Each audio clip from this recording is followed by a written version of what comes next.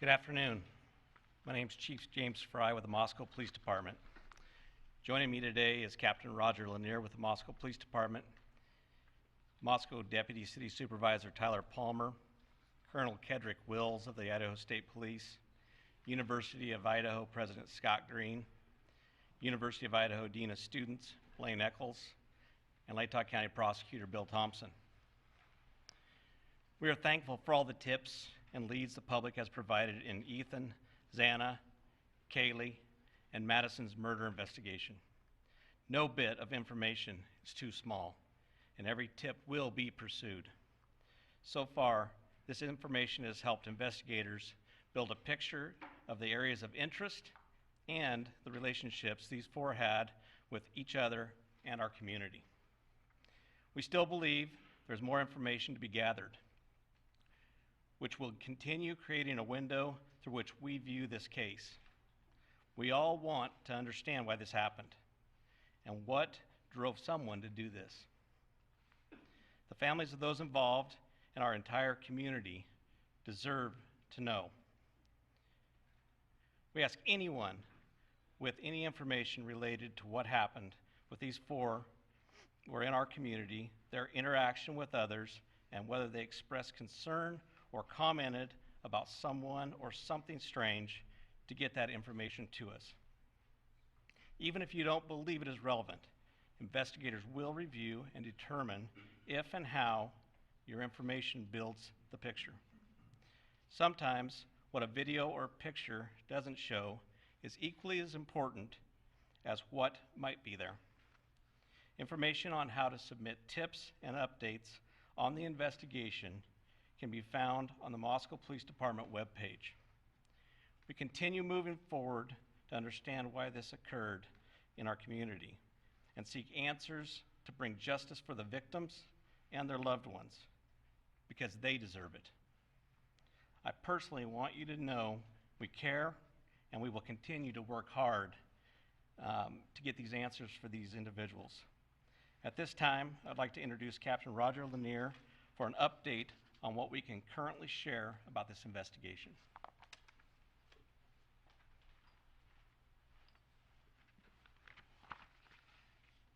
Good afternoon. I'm Captain Roger Lanier with the Moscow Police Department. I want to assure you first off that the loss of Xana, Kaylee, Madison, and Ethan remains the highest priority for the Moscow Police Department. We will continue putting all of our resources into investigating and solving these murders. Investigators are prepared to work through the Thanksgiving holiday to continue their efforts. I also want to express our sincere appreciation to the Idaho State Police, the FBI, the University of Idaho, and the Latah County Sheriff's Office for their assistance. And I especially want to thank the community of Moscow for their outpouring of support through this incredibly difficult time. Today I'm going to recap in brief what we know. I'm going to provide some new information, and I'm going to address some rumors. On the evening of November 12th and into the early morning hours of November 13th, Kaylee and Madison arrived home at approximately 1:45 a.m. after visiting a local bar and a street food vendor. Ethan and Xana were also out in the community at Sigma Chi, and they arrived home at approximately 1:45 a.m. Two surviving roommates who were also out in the community arrived home at approximately 1 a.m. Later, on the morning of November 13th, at 11:58 a.m., a 911 call was placed. The call reported an unconscious person. The call originated from inside the residence, and a surviving roommate's cell phone was used. During that call, the dispatcher spoke to multiple people who were on scene. Moscow police officers responded and found two victims, two on the second floor and two on the third floor of 1122 King Road. The results of autopsies indicated that the four were stabbed multiple times and were likely asleep during the attack. Some had defensive wounds, and there was no sign of sexual assault.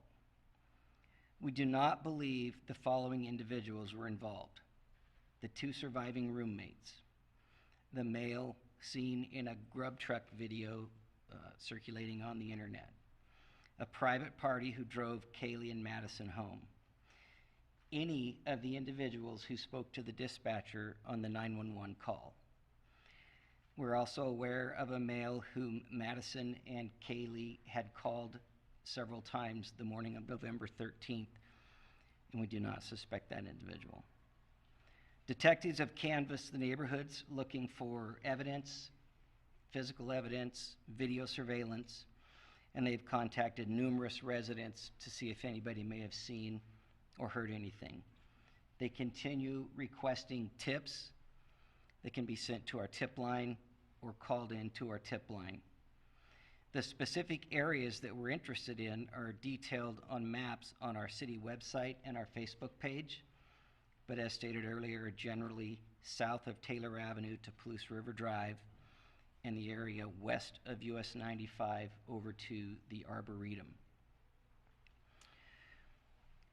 We have heard mention that Kaylee stated she may have had a stalker. Detectives have been looking into that, and to this point have been unable to corroborate the statement, although we continue to seek information and tips regarding that report. No suspects have been named or arrested, and we continue looking for what we believe to be a fixed blade knife used in the murders. We have not released the names of any of the subjects who spoke on the 911 call, and we have not released the call itself. Any online reports of the victims being tied and gagged are not accurate. Regarding the resources that we've put forth in this investigation, the Moscow Police Department has 4 detectives, 24 patrol officers, and 5 support staff dedicated to this investigation. The FBI has 22 investigators in Moscow and 20 additional agents assigned in various locations, as well as 2 members of the Behavioral Analysis Unit. The Idaho State Police has 20 investigators, a public information team, a forensic services and crime scene team, and 15 uniformed troopers who have been valuable in helping provide community patrols and safety patrols. We very much appreciate their support. This is our highest priority. It will remain our highest priority. We owe that to the families. At this time, I would like to introduce Colonel Kedrick Wills from the Idaho State Police.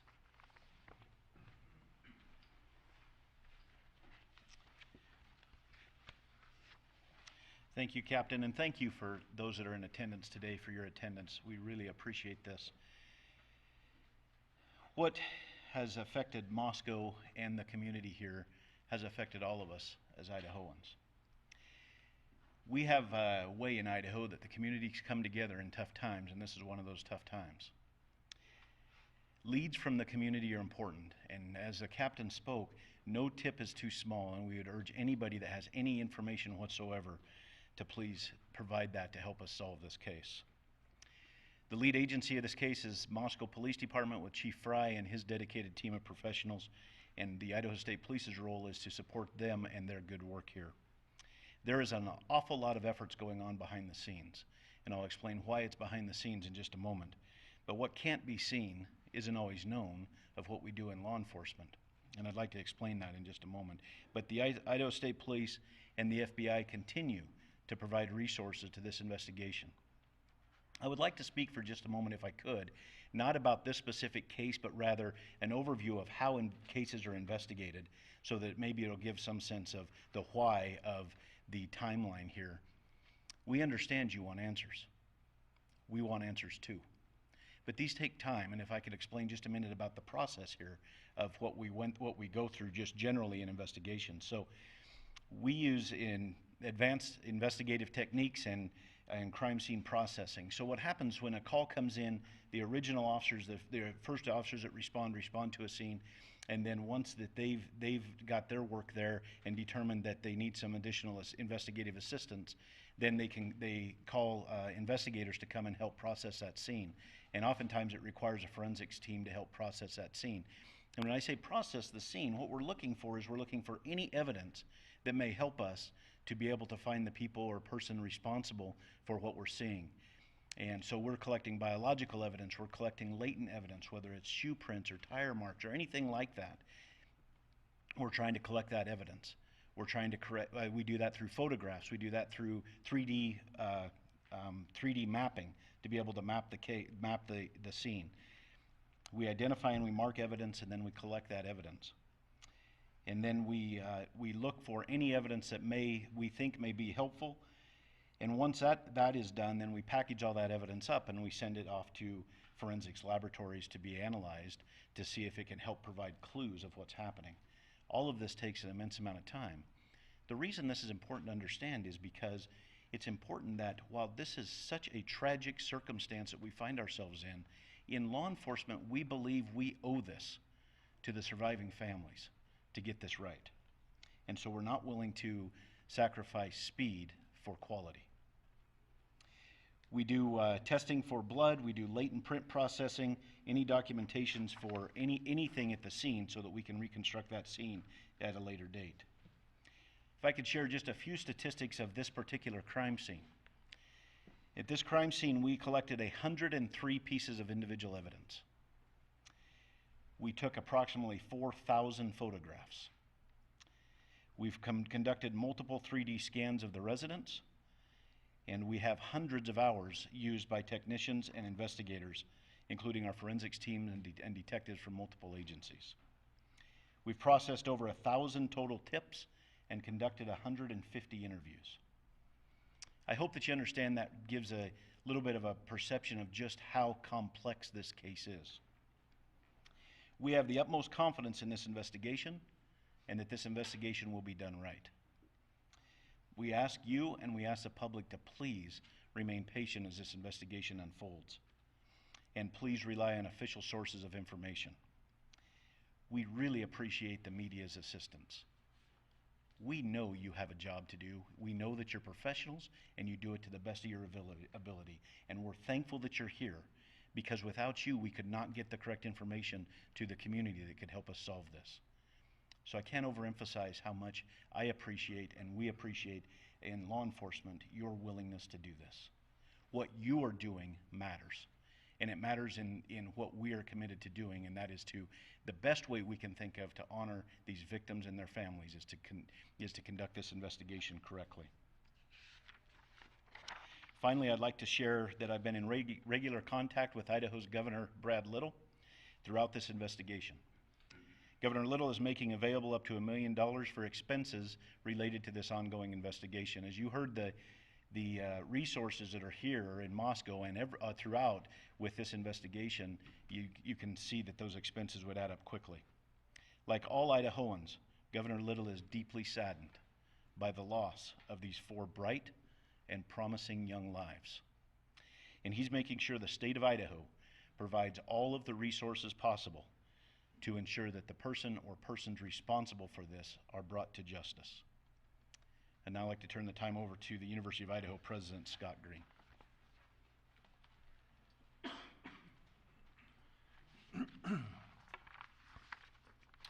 Good afternoon, I'm Scott Green, President of the University of Idaho. We deeply appreciate the kind words of support we have been receiving from our alumni and friends, as well as many others who may not know us but have taken time to reach out.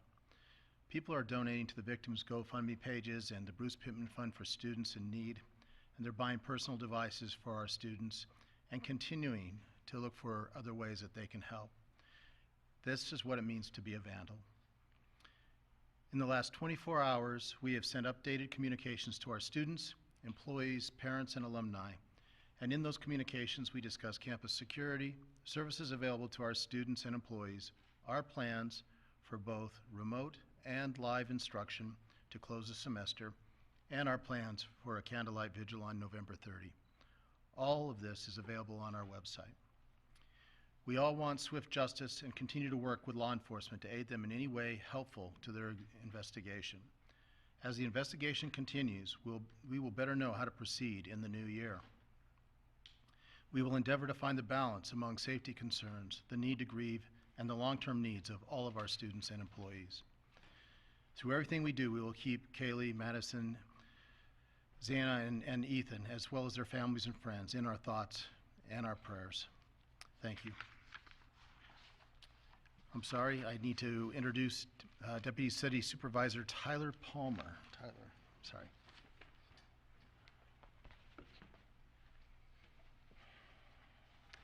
Good afternoon. My name is Tyler Palmer. I'm Deputy City Supervisor with the City of Moscow, and I'm here today on behalf of Mayor Arthur Betke, the Moscow City Council, and Moscow City Administration. The loss of Kaylee, Madison, Xana, and Ethan has sent an overwhelming, palpable wave of grief, confusion, sorrow, and anger through our peaceful community. Mayor Betke, with the support of our City Council, has instructed staff to marshal all necessary resources for our law enforcement professionals as they diligently work to assure the safety of every member of this community and find the person or people responsible for this. The outpouring of support, kindness, and genuine empathy locally and even globally has been a humbling reminder that those who want to help far outnumber those who want to hurt. And we take some solace in that. To all of you who've reached out, sent letters and cards, provided food for those working around the clock on this investigation, and offered other resources, we thank you sincerely. These continued acts of charity and humanity remind us why we live in this tight-knit, caring community. The City of Moscow is committed to seeing this investigation through to a successful end and will continue to dedicate whatever resources are necessary for that effort. We are thankful for the immense support from the University of Idaho, Lake Tahoe County, Governor Little and his office, the Idaho State Police, and the Federal Bureau of Investigation. Moscow is my home.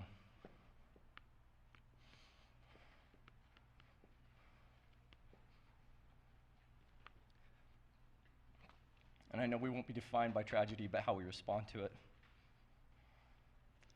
We mourn the loss of these beautiful young people, and we will relentlessly pursue justice on their behalf.